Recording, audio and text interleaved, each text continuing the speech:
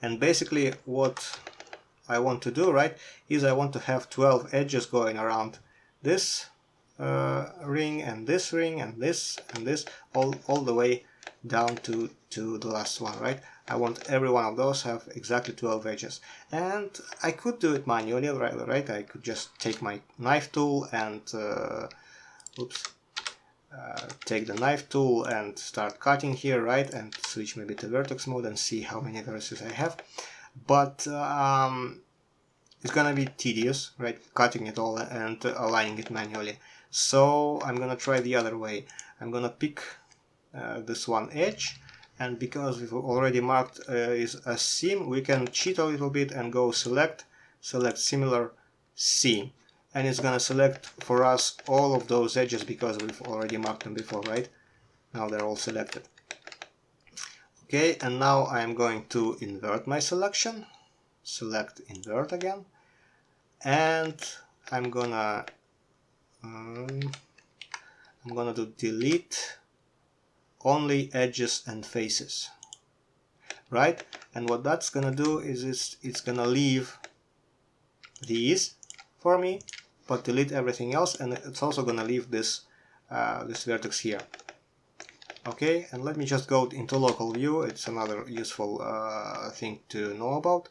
This local view, by default the hotkey is, I believe, slash or something. I have a different hotkey. You can find it where I think local view here.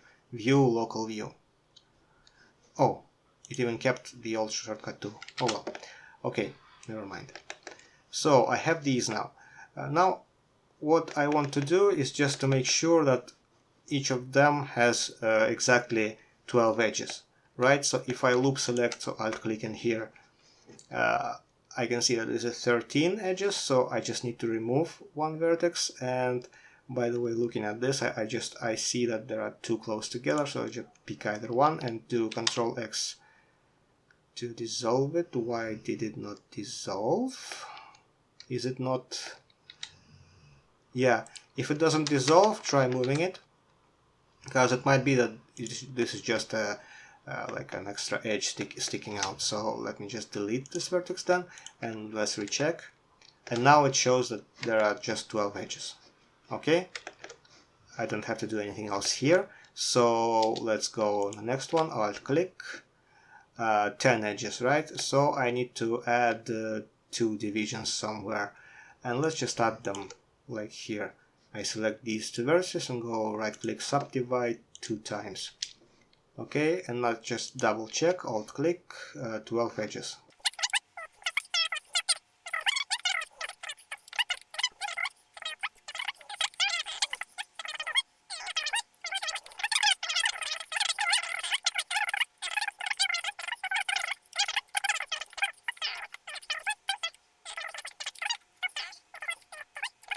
Yeah, and by the way, if you, when you're modeling, see that your camera is moving kind of sluggishly or not at all, just go the view frame selected or numpad period, just to reset the camera so it's moving at a good speed again.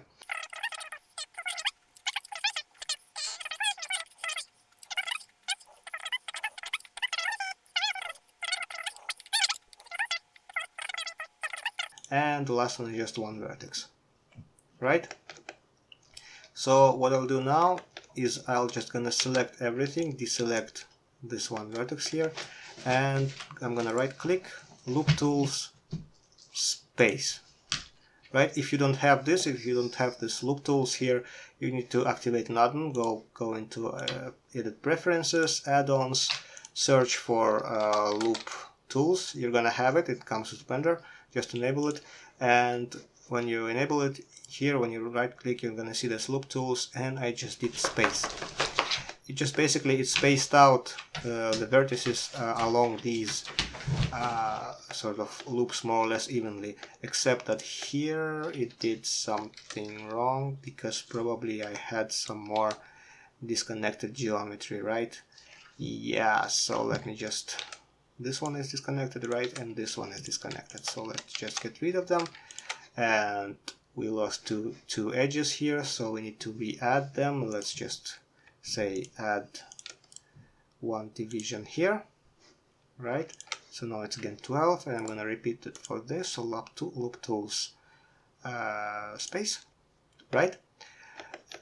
And I also can see that here, yeah, also something is wrong here. The same deal.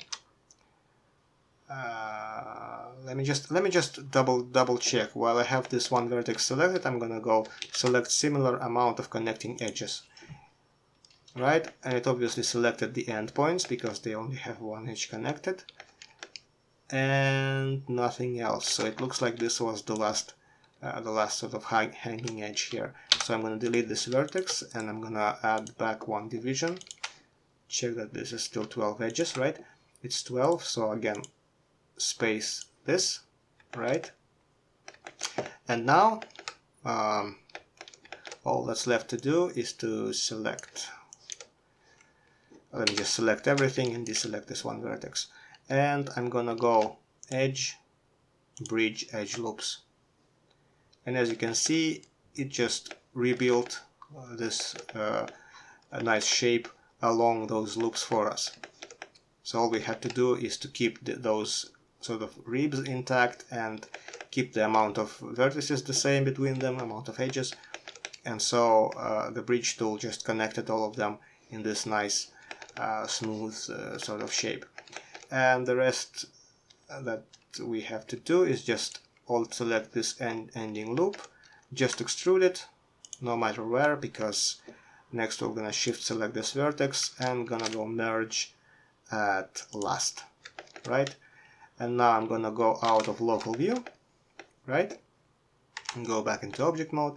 And as you can see, we've just rebuilt this one rib, or whatever you want to call it. Okay, it might look like just too many steps, but it's more or less because I'm just explaining it. Once you understand the basic idea of what you want to do, like, right, you want to keep 12 vertices, 12 edges in these ribs, you can do it practically in no time, because it just, as you saw, it's the same thing all over again on each of those, right?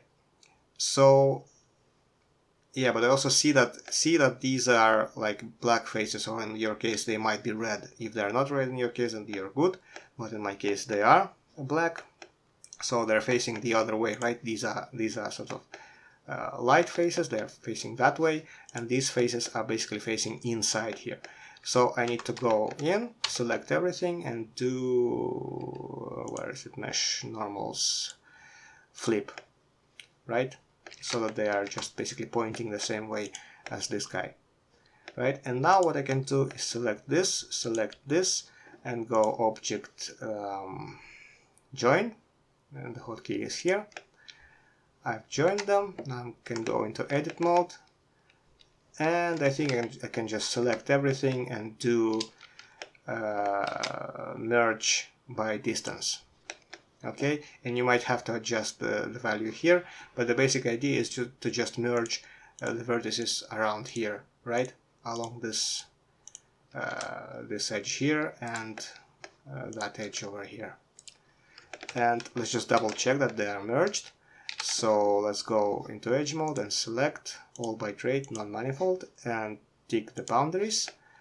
And let me just switch also to X-ray, and yeah, as you can see, only the boundary is selected. These edges should not be selected if you've merged them properly.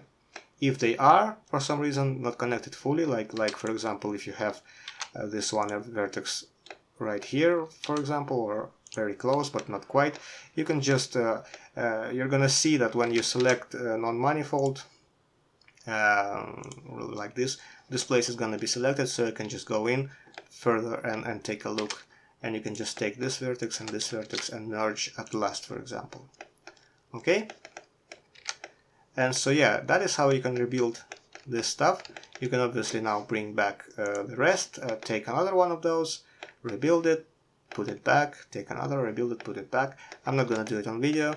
You've seen the basic idea, and let's just verify that Solidify would also work on this guy, right?